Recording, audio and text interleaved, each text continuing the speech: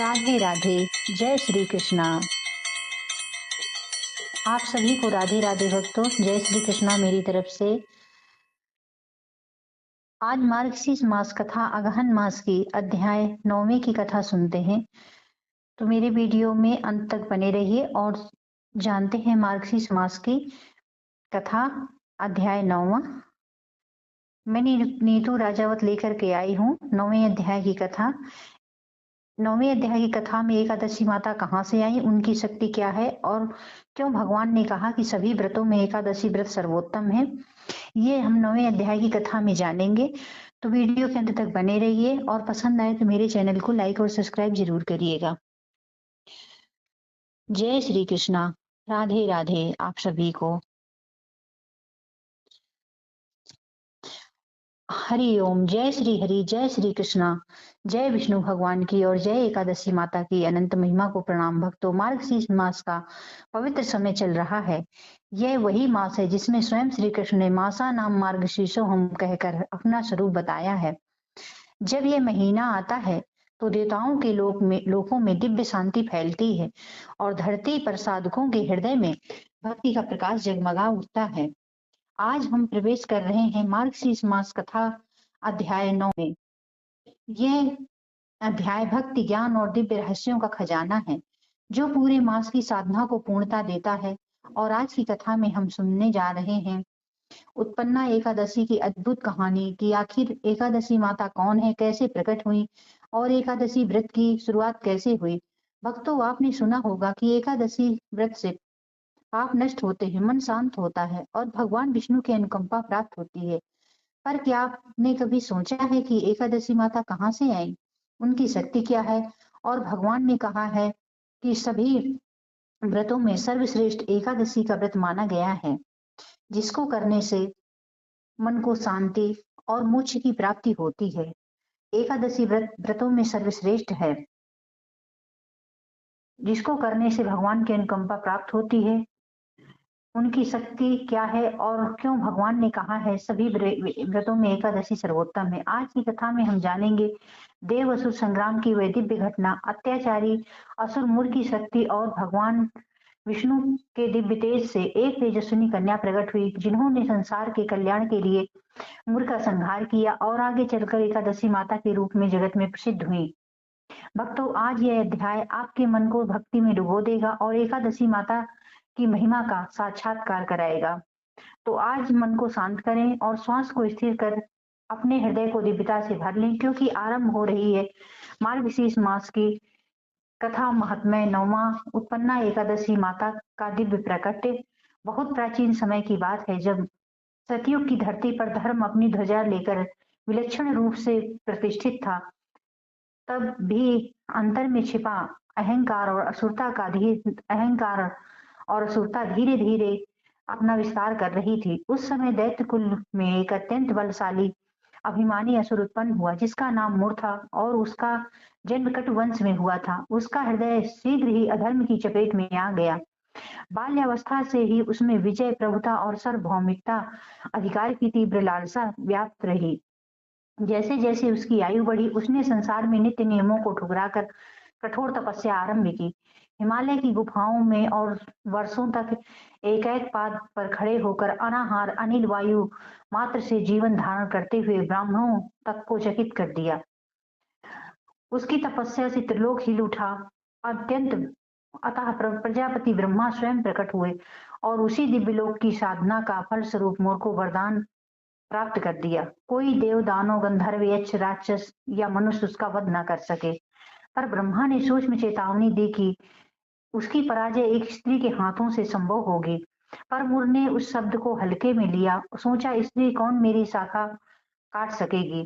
इसी पुष्ट विश्वास और अहंकार के साथ उसने अपनी राजधानी का भव्य महल, अजय और सैन्य बल स्थापित कर चंद्रावतीपुरी का निर्माण किया, जहां सोने चांदी के द्वार, गरुड़ वाहन से समस्त समान विशाल रथों की पंखुड़ियां, प्रज तथा शास्त्रों का विशाल भंडार था। और उसके सेनापति कमरक, विद्रावक, शतघ्न, कालकेतु, मेघनाद, विकराल और भीषण, इनके नेतृत्व में असुरों का विशाल फौज सदा युद्धाभ्यास एवं विजय हेतु पर रहती थी। पर क्या जानता था मूर्ख की चारों ओर फैली उसकी दैत्यात्मा के विरुद्ध एक अविनाशी नियम निरंतर कार्यशील है। धर्म की रक्षा के लिए ईश्वर स्वयं समय समय पर अपनी योग शक्ति का आह्वान करते हैं और धीरे धीरे मूर्ख की दृष्टि दिव्य लोक देवलोक की ओर गई। उसने देखा कि स्वर्ग में इंद्रदेव, यम, वरुण आदि सुख समृद्धि से राज कर रहे हैं। ऋषि समाज शांत और यज्ञ विधिवत संपन्न हो रहे हैं।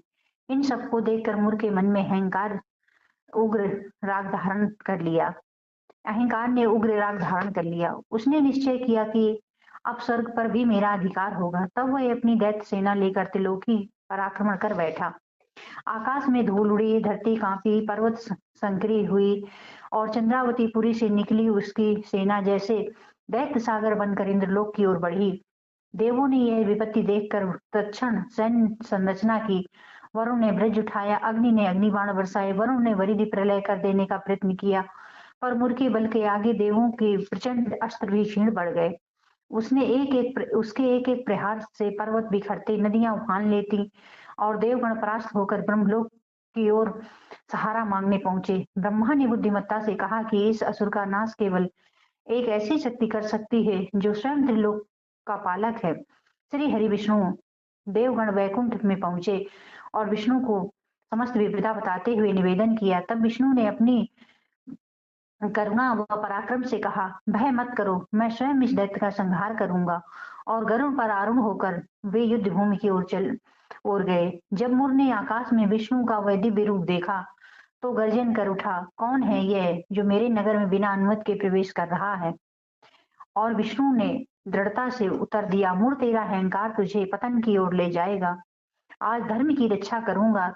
तब प्रारंभ हुआ वह महायुद्ध जो समय की परिकल्पना से परे था। 10,000 वर्षों तक चलता हुआ नौकायन नौकायन रथ, गदा, त्रिशूल, अग्नि शास्त्रों की गहन टुंगनियों से स्वर्गलोक की धरती कांपती रही। देवताओं और असुरों के बीच प्रचंड प्रहार हुए। अनेकों बार ऐसा हुआ कि देवता हावी दिखे। तत्पश्चात विष्णु ने सुदर्शन से असुरों को तहस नहस कर दिया। मुर ने अपने माया जाल से अनेक प्रतिरूप उत्पन्न किए। हजारों मूर दृश्य ऐसे हुए कि मानो देवतागण अभी दैत्य पर हावी हो रहे हैं और अपने प्रतिरूप उत्पन्न किए। हजारों मूर दृश्य हुए पर विष्णु के सूक्ष्म रूप विवेक से वे माया रूप नष्ट कर दिए गए। अंततः युद्ध की लंबी पराकाष्ठा पर विष्णु ने निर्णय लिया कि अब वे अल्पांतर के लिए योग निद्रा ग्रहण करेंगे ताकि युद्ध लीला का अगला रहस्य प्रकट हो। वे हिमालय के वनों की ओर चले और बद्री के आश्रम की एक गुफा में जाते जाते शेष सत्ता पर विश्राम लेने लगे। मूर को यह अवसर अनिष्ट प्रतीत हुआ। वह तपोभूमि की ओर ऊधम मचाने निकल पड़ा। यही मैं विष्णु को मारकर अपना सदा स्वर्ण करूंगा। परंतु जब वह गुफा के निकट पहुंचा और वार करने ही वाला था कि भगवान के शरीर से एक अप्रत्याशित तेजोमयी कन्या प्रकट हुई। उस तेज से सूर्य के समान मुख पर दैवी सौंदर्य और नेत्र में करुणा प्रकाशित थी। वह देवी स्वयं विष्णु की योग शक्ति थी जो आगे चलकर एकादशी के नाम से पूजी गई। मुर ने उस देवी को चुनौती देते हुए कहा, तू कौन है? मेरे मार्ग में आ खड़ी हुई। और देवी ने शांत और दृढ़ स्वर से कहा, मैं वही शक्ति हूँ जो धर्म की रक्षा हेतु प्रकट हुई हूँ। तेरा अंत आज होगा। तब तो युद्ध हुआ और संपूर्ण ब्रह्मांड को झकझोर देने वाला था। देवी ने चक्र, गदा, धनुष और तमाम दिव्य शस्त्रों से मुर के अपार बल का सामना किया। उसके हर आक्रमण का प्रत्युत्तर देवी के तेज से विलुप्त होता गया और कुछ ही समय में मुर की सेना ध्वस्त हुई। अंततः देवी ने एक शस्त्र प्रहार में मुर का सिर धड़ से अलग कर दिया और मुर का विशाल देहभूमि धरती पर गिर पड़ा। रक्त से धरती लाल हुई और आकाश में देवताओं ने जय जयकार शुरू कर दी। तब विष्णु ने जाग कर देखा कि एक दिव्य कन्या ने अधर्म का अंत कर दिया और वे प्रसन्नता पूर्वक बोले, हे देवी, मैं तुझे अपार वैभव दूंगा। आज से तेरा नाम एकादशी होगा। जो स्थिति में व्रत करेगा उसका मन शुद्ध होगा। उसके पाप क्लेश नष्ट होंगे और मोक्ष की प्राप्ति होगी। देवी ने नम्रता पूर्वक कहा, मैं आपका प्रणय स्वीकार करती हूँ। विष्णु ने समस्त ब्रह्मांड को उपदेश दिया कि एकादशी केवल उपवास का नाम नहीं, मन, वाणी और इंद्रियों का संयम है। इस दिन जो निंदा, क्रोध, मिथ्या और तामसिक आचरण से दूर रहेगा, सर्वथा भक्ति में लीन होकर रात्रि जागरण कर प्रभु का नाम जपेगा, उसे अनंत पुण्य और वैकुंठ की प्राप्ति होगी। और तब से मार्गशीर्ष मास की कृष्ण एकादशी जिसे विशेष मान दिया जाए, तो एक उत्पन्ना एकादशी या उस दिव्य कृत्य के संदर्भ में सर्वोच्च एकादशी कहा जाने लगा, मान्य हुई, जिसकी कथा सुनने मात्र से भी हृदय शुद्ध हो जाता है।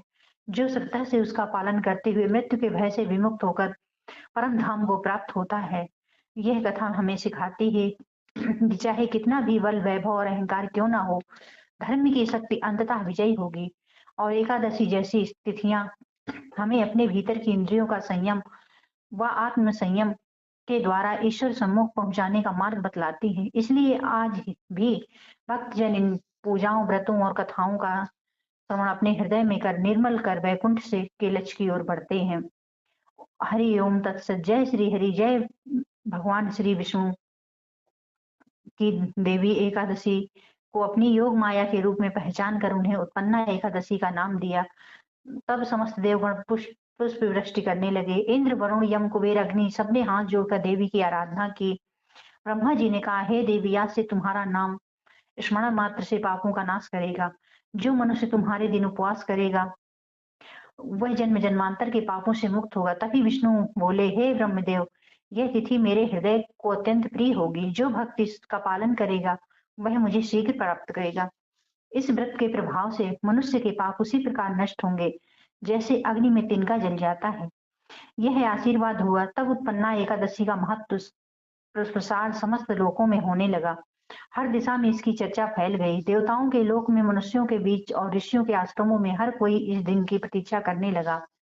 विष्णु जी ने आगे कहा, हे देवगण, उत्पन्ना एकादशी के दिन उपवास रखने वालों को हजारों अश्वमेध यज्ञों, सैकड़ों वाजपेयी यज्ञों का फल प्राप्त होता है।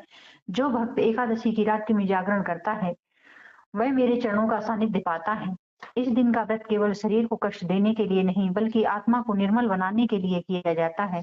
जो इस दिन अनाज नहीं खाता, झूठ नहीं बोलता, किसी का अपमान नहीं करता और भक्ति में रत रहता है, वह मेरे इस धाम में स्नान पाता है। यह सुनकर देवताओं ने आनंदित होकर भगवान विष्णु की स्तुति की और उसी समय पृथ्वी पर एक ब्राह्मण परिवार में यह तिथि प्रकट हुई, ताकि मानव समाज इसे समझ सके। वह ब्राह्मण बहुत ही तपस्वी और धर्मनिष्ठ था। प्रतिदिन गंगा स्नान करता, तुलसी दल से भगवान की पूजा करता और एकादशी का व्रत करता। इस तरह रात्रि में जागरण कर भगवान का पूजन आदि करके दूसरे दिन पारण करता। इस प्रकार एकादशी का व्रत मोक्ष देने वाला और मन को शांति देने वाला है। जो मनुष्य इस एकादशी व्रत को धारण करता है वह पापों से मुक्त होता है। एक दिन उसने स्वप्न में देखा, देवी एकादशी का दर्शन हुआ। देवी ने कहा, हे ब्राह्मण, अब मेरा प्रादुर्भाव पृथ्वी पर हुआ है। जो तुम मनुष्यों को इस व्रत का महत्व बताना, ताकि लोग अपने भीतर के अहंकार को मिटाकर प्रकाश की ओर बढ़ सकें। ब्राह्मण ने प्रातः उठकर यह बात सबको सुनाई, तो समस्त गांव ने मिलकर उत्पन्ना एकादशी का व्रत आरंभ किया। उस दिन से यह परंपरा चली आ रही है कि मार्गशीर्ष माह के कृष्ण पक्ष की एकादशी को उत्पन्ना एकादशी कहा जाता है। इस तिथि की व्रत विधि अत्यंत पवित्र मानी गई है। प्रातः काल ब्रह्म मुहूर्त में स्नान करके निर्मल वस्त्र धारण कर स्नान आदि से निवृत्त हो। स्नान के समय मंत्र बोलना चाहिए, ओम नमो नारायणाय नमः, उत्पन्ना एकादशी माता की जय। इसके बाद तुलसी दल और पीले पुष्पों से भगवान विष्णु की पूजा करनी चाहिए। विष्णु सहस्त्र नाम का पाठ व गीता के अध्यायों का श्रवण इस दिन विशेष फलदायी माना गया है। व्रती को पूरे दिन भक्ति भाव में रहना चाहिए, पर निंदा और क्रोध से बचना चाहिए, दया, क्षमा और सेवा में मन लगाना चाहिए। संध्या के समय दीपदान करना चाहिए, दीपक जलाकर विष्णु मंदिर में आरती करनी चाहिए। रात्रि में जागरण कर हरि नाम का कीर्तन करना चाहिए। जय श्री हरि विष्णु, जय गोविंद, जय मुकुंद। जो भक्त इस प्रकार जागरण करता है उसे सहस्त्र दीपक जलाने का फल प्राप्त होता है। शास्त्रों में यह भी कहा गया है कि उत्पन्ना एकादशी से जो व्यक्ति पहली बार एकादशी व्रत आरंभ करता है उसका जीवन शुभ और मंगलमय हो जाता है। इसलिए इस तिथि को एकादशी माता का जन्मदिन भी कहा गया है। यह वह दिन है जब भक्ति का आरंभ माना गया है। जैसे सूर्य की पहली किरण अंधकार को मिटाती है, वैसे ही उत्पन्ना एकादशी आत्मा के तम को दूर करती है। जो इस दिन उपवास करते हैं, उनके भीतर संयम, शांति और सद्गुणों का विकास होता है। इस व्रत से व्यक्ति के अंदर की नकारात्मकता, मोह, लोभ और क्रोध का अंत होता है। भगवान विष्णु स्वयं कहते हैं, जो इस दिन मेरा जाप करता है, वह मेरे समीप आता है। भक्तों ने अनुभव किया है कि इस एकादशी का पालन करने से जीवन में अचंभित परिवर्तन होते हैं। कई लोगों के मन के घर में सुख शांति आती है, रुके हुए कार्य पूर्ण होते हैं और मन को गहरा सुकून मिलता है। एक कथा के अनुसार एक समय हस्तिनापुर में हरिदास नामक व्यापारी रहता था। वह अत्यंत पापी और लोभी था, ना तो दान देता, ना धर्म करता। एक दिन उसके जीवन में संकट आया, व्यापार नष्ट हो गया और परिवार दुख में डूब गया। तब एक संत ने कहा, हे हरिदास, मार्गशीर्ष मास कृष्ण पक्ष की एकादशी का उपवास करो और उत्पन्ना एकादशी माता की आराधना करो। पहले तो उसने मजाक किया, पर घर की स्थिति और बिगड़ी तो उसने व्रत रखा। उस दिन केवल उसने जल ग्रहण किया और विष्णु नाम का जाप किया। रात्रि में उसे देवी एकादशी को स्वप्न में देखा। देवी ने कहा, हे हरिदास, तेरा पाप जलकर राख हो गया, अब तुझे मोक्ष का मार्ग मिलता है। अगले दिन जब वह जागा तो उसे अपूर्व शांति मिली। उसके व्यापार में फिर से वृद्धि हुई, परिवार में प्रेम लौटा और तब से वह हरिदास हर एकादशी के व्रत का पालन करने लगा और लोगों को भी प्रेरित करता गया। यह कथा दर्शाती है कि उत्पन्ना एकादशी केवल व्रत नहीं बल्कि एक आंतरिक साधन है। यह दिन ईश्वर से जुड़ने का, आत्मा को शुद्ध करने और जीवन को दिव्यता से भरने का अवसर है। एकादशी माता के प्रति श्रद्धा रखनी चाहिए, क्योंकि स्वयं भगवान श्री विष्णु ने की शक्ति है। जैसे उन्होंने मूर असुर का संहार किया और संसार को भय मुक्त किया, वैसे ही हम भक्तों के हृदय में भय और संशय और पाप मिटा देते हैं। अंत में कहा गया है, जो भक्त इस कथा को पढ़ता, सुनता अथवा सुनाता है, उसके सारे कष्ट दूर होते हैं और मृत्यु के समय श्री विष्णु दूत उसे वैकुंठ ले जाते हैं। इस प्रकार 9वें अध्याय का पाठ अंत होता है। हे भक्तों, जब भी मार्गशीर्ष मास की यह पावन तिथि आए तो अपने हृदय में एकादशी माता का स्मरण करें और अपने भीतर के मूल राक्षस के समान अहंकार, क्रोध, लालच और द्वेष का नाश करें। भगवान श्री विष्णु के चरणों में भक्ति रखें और प्रार्थना करें, हे हरि, जैसे आपने मूर असुर का नाश किया, वैसे ही हमारे भीतर के अंधकार का नाश करिए और हमें अपनी शरण में लीजिए। जीवन को धर्म, ज्ञान और भक्ति के प्रेम से पूर्ण कीजिए। जय श्री हरि, जय श्री विष्णु, जय श्री हरि।